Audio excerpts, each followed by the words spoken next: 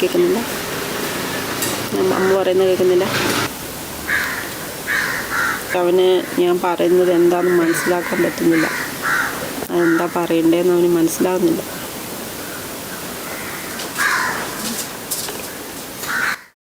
ചുറ്റുമുള്ള ശബ്ദമൊക്കെ അഭിനന്ദിൻ്റെ കാതുകളിൽ എത്തിയിട്ട് 6 മാസമായി.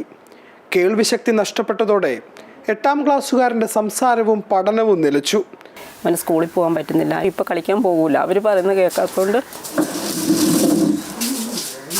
എപ്പോഴും ചോദിക്കും, സ്കൂളിൽ പോകുമ്പോൾ ബസ്സൊക്കെ കയറുമ്പോൾ ചോദിക്കും, പിന്നെ ഇതെപ്പോൾ ശരിയാവുക ആകുമോ എന്നൊക്കെ ചോദിച്ചുകൊണ്ടിരിക്കും എപ്പോഴും.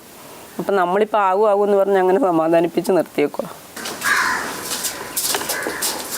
കണ്ണൂർ പെരുവളത്തുപറമ്പ് സ്വദേശിയായ അഭിനന്ദിൻ്റെ കേടായ ശ്രവണ സഹായി നന്നാക്കാൻ ലക്ഷങ്ങൾ വില വരും. പക്ഷേ 6 മാസം പോലും കാലാവധി കമ്പനി ഉറപ്പു നൽകുന്നില്ല. പരിഹാരം പുതിയത് വാങ്ങുക മാത്രമാണ്. പക്ഷേ 5 ലക്ഷം രൂപ കണ്ടെത്തണം. ഇല്ല, അത് പറ്റൂല. നമുക്ക് എങ്ങനെ നോക്കിയിട്ടും കൂടുന്നില്ല. ഇപ്പോൾ മെഡിക്കൽ കോളേജിൽ നിന്ന് ആലോചിച്ചിട്ട് വരാൻ വേണ്ടി പിന്നെ നമ്മൾ അങ്ങോട്ടേക്ക് പോയിട്ടില്ല. ഇതിപ്പോൾ എന്തിൻ്റെ ഒന്ന് തുക കണ്ടെത്താൻ പറ്റാത്തതുകൊണ്ട് അങ്ങനെ ഒരു വിഷമത്തിലാണ് നമ്മളിപ്പോൾ. ജന്മന കേൾവിശക്തി ഇല്ലാതിരുന്ന അഭിനന്ദിന് 2014 കോക്ലിയർ ഇംപ്ലാന്റേഷൻ നടത്തിയത്. സർക്കാർ പദ്ധതിയായ ശ്രുതിതരംഗം വഴി കോഴിക്കോട് മെഡിക്കൽ കോളേജിൽ വെച്ചായിരുന്നു ഓപ്പറേഷൻ. കോക്ലിയർ കമ്പനിയുടെ CP802 മോഡലാണ് ഉപയോഗിച്ചിരുന്നത്.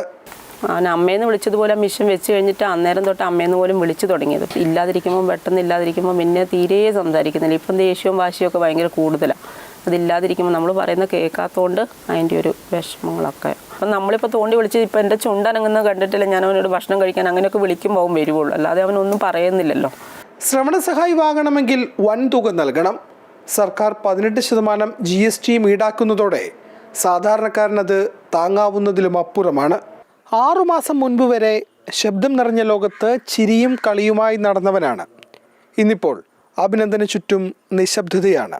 അവന് പഠിക്കണം, കളിക്കണം. അതിന് സഹായം ആവശ്യമാണ്. കണ്ണൂരിൽ നിന്നും ഷാജു ചന്ദ്രപുരയ്ക്കൊപ്പം ഫെലിക്സ്, മാതൃഭൂമി ന്യൂസ്.